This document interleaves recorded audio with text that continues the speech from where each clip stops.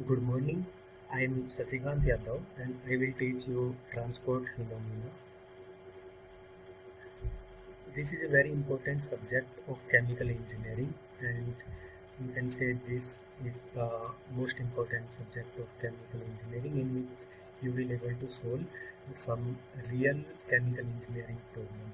Because in previous subject you have studied heat transfer, mass transfer and fluid mechanics individually.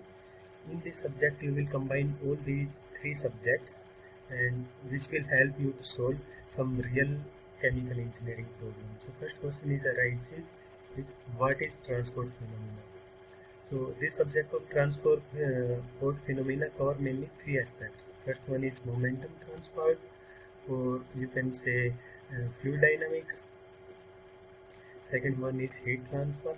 Third one is mass transfer. So if you take an example of distillation column, so in distillation column all three process occur simultaneously. The mass transfer occurs due to transfer of mass from vapor phase to the liquid phase or vice versa. Similarly, there are heat transfer occurs, especially in reboiler or condenser section, and of course there is momentum transfer due to fluid dynamics within the distillation column. So this subject combine all these three transport phenomena, and we combinedly call it transport phenomena. And these are some of the recommended book. So there are three, six, seven recommended book for this course, but the first two books are very important. You can either follow the first one, this Bud Stewart's book, and or this second book is also very important book of transport phenomena. So you should prefer to follow these two books. In addition to these two books, you can also study the remaining book as a reference book.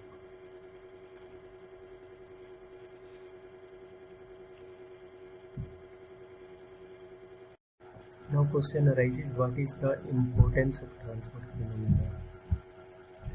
Most of the real life chemical engineering most of the real life chemical engineering problems, all these three processes occur simultaneously. There are several examples. It may be distillation, evaporation, crystallization, and so many other examples in which all these three processes occur simultaneously. The mechanism of these three transport phenomena are closely related. All these three processes depends upon the movement of the molecules. Either the movement is due to diffusion or the bulk movement of the fluid. So the mechanism is also closely related. Because the mechanism is closely related, their governing mathematical equations are also similar in nature. So by analogy we understand one transport phenomena from another. For example, we can understand mass transfer or heat transfer from momentum transfer, because their governing equations are similar, their mechanism is also similar. So if we know one transport process, we can predict other transport process. For example, if we know momentum transfer, we can predict mass transfer or the heat transfer.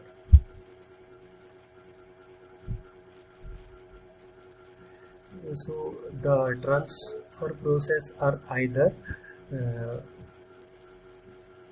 molecular, or the transfer is due to diffusion of the molecule, or they may be due to the bulk movement of the fluid.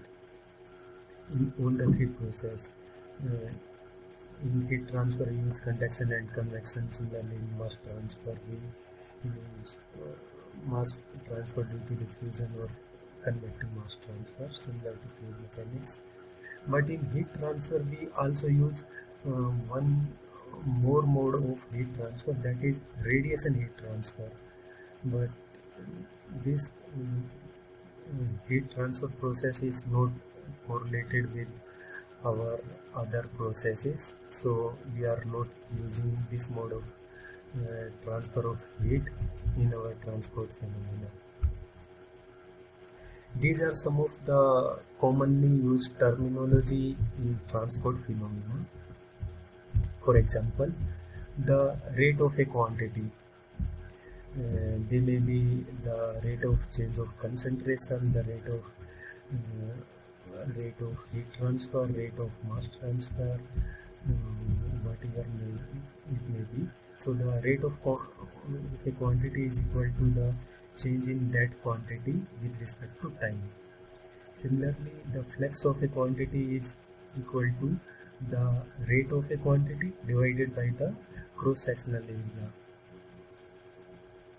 and the gradient of a quantity is the change in quantity divided by change in distance.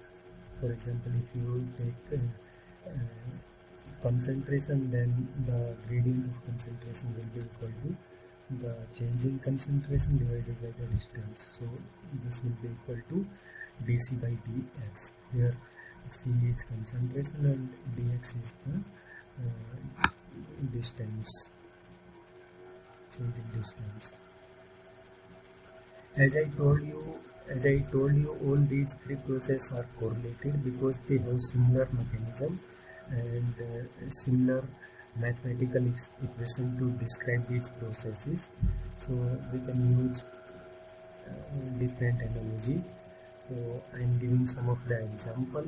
For example, the transport by molecular motion. So in momentum transfer, we use viscosity, and to describe this viscosity, we use Newton's law of viscosity, and this nu is dependent on temperature, pressure and composition, and we study this viscosity with the help of kinetic theory. Similarly, in energy transport, we use thermal conductivity, and to describe this, we use Fourier law of heat conduction. And again, this thermal conductivity is temperature, pressure and composition dependent, and this K is studied with the help of kinetic theory. Similarly, in mass transfer, we use diffusivity, DAB, and the mass transfer is described by Fick's law of diffusion.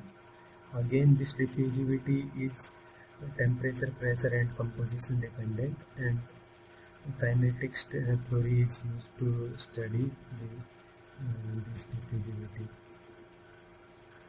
Another example is transport in laminar flow. So in laminar flow, we use cell movement balance. There will be velocity profile, and in which we calculate average velocity and momentum flux at surfaces. Similarly, in energy transfer, in cell energy balance, we use temperature profile. There will be temperature gradient. The temperature near to 1, or so it will change. There will be thermal boundary layer similar to the momentum transfer, where we have momentum boundary layer. So we have temperature profile, we calculate average temperature and energy flux at the surface. Similarly, in mass transfer, we use concentration profile and average concentration and mass flux at surface.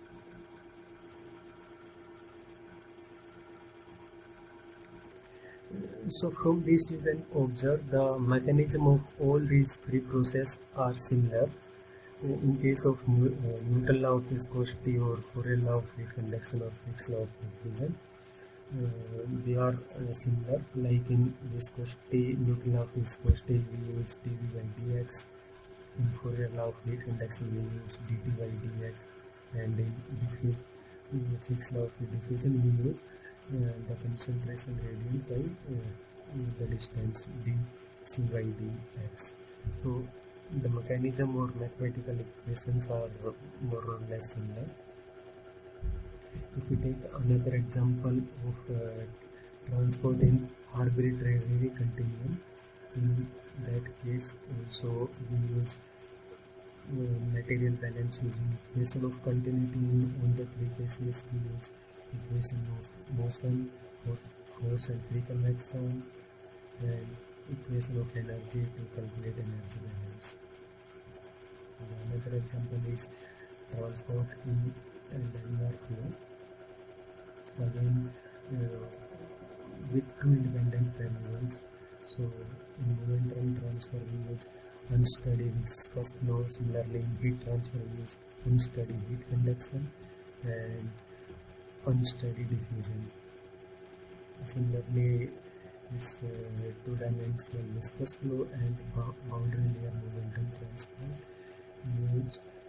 In energy transfer we use heat conduction in viscous flow, it's two-dimensional heat conduction in solid, and boundary layer energy similarly for mass transport.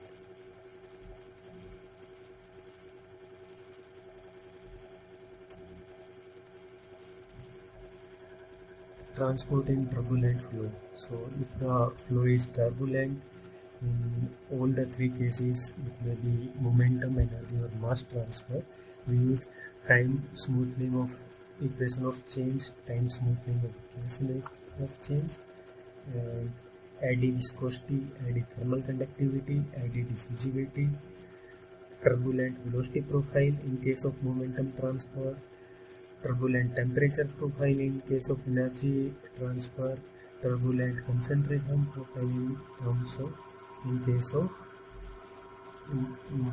mass transfer. And if we have transport between two different phases, it means interphase transfer process. So in case of momentum transfer, there will be interphase momentum transport. The fraction factor is F, and we use dimensionless correlations. Similarly, in case of energy transfer, we use interphase energy transport, which heat transfer coefficient is H, and dimensionless correlations are used for Fourier force convection. Similarly, for mass transfer, we use heat transfer coefficient Q and dimensionless correlation for Fourier force convection. So, I mean to say the mechanism on these three transfer process are correlated.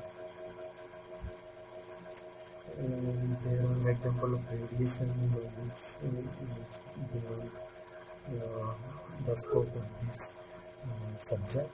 So I am skipping this slide. In transport phenomena, we study transport phenomena in three levels: the macroscopic level, microscopic level, and molecular level. In macroscopic level, we apply momentum, mass, and energy balance on a control volume. That control volume may be of any size. For example, if a chemical reaction occurring in a chemical reactor, then we can assume the entire reactor as a control volume. So we apply mass, momentum, and energy balance on the entire reactor. What are the, for example, if we apply material balance, what is the amount of material in and out in the reactor, and so on. So in this we apply all these mass, momentum, and energy balance on that control volume. But in this, no attempt to understand the detail of what is going on within the control volume. We don't know what is happening within the control volume, how the momentum transfer, mass transfer, or energy transfer occur within the control volume. This is beyond the scope of this study. So this macroscopic level study mainly used for the global assessment of the problem, and we use integral analysis in such type of problem. So in macroscopic study, we apply material energy or momentum balance on the entire control volume, and we are unaware about the mechanism within the control volume. In microscopic level, we actually study what happen within the control volume. So a microscopic balance of mass, momentum and energy due to various input and output from our control volume has been studied in microscopic study. So in this an attempt to understand the detail of what is going on within the control volume. What is the velocity profile, what is the temperature profile, and the concentration profile within the control volume is studied in microscopic level. So this study is used to properly understanding the process so that we can optimize different parameters, and in this study we normally use differential analysis. In molecular level study, the molecular level study is used to understand the fundamental of the process. So in this we study how the molecular structure and intermolecular force affect the rate of mass transfer, momentum transfer and energy transfer. This type of study mainly used in the research and to understand the fundamental phenomena of a process. So the typical length scale of all these process are, for microscopic level it will be in order of centimeter to several meter. In microscopic level it is in the range of micron to the centimeter range, and in molecular level it will be in the range of 1 to 1000 nanometer.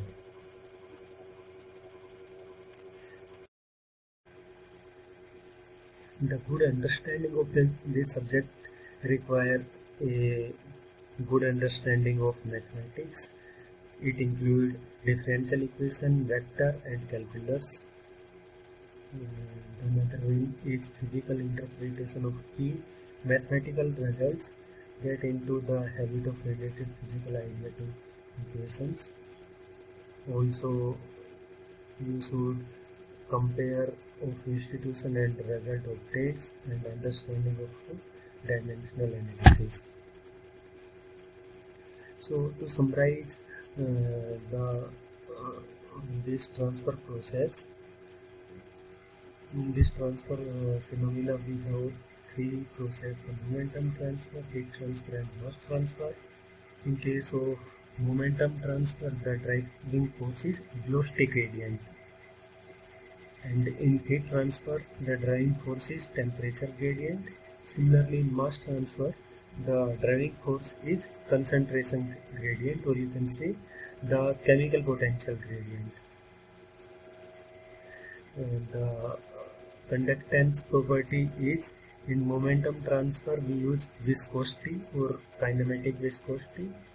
In heat transfer we use thermal conductivity, or you can say thermal diffusivity. In mass transfer we use mass diffusivity.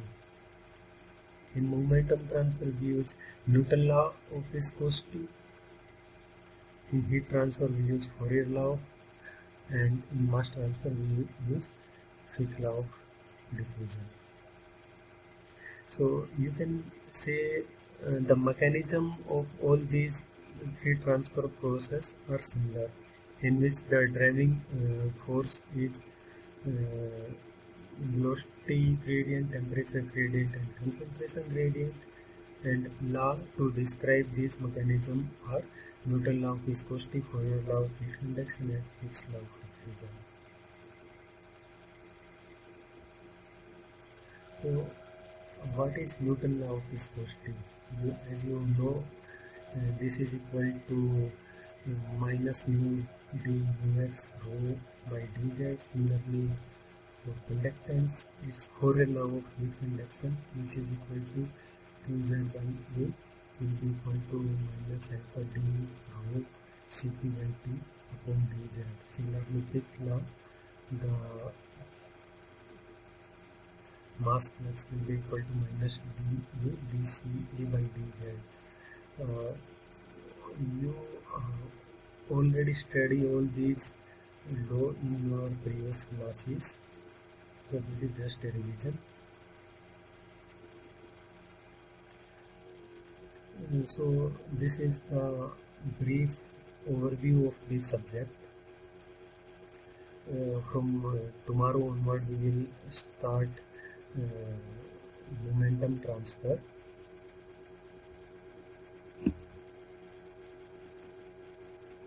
And if you have any doubt, any question, you can ask me. Thank you.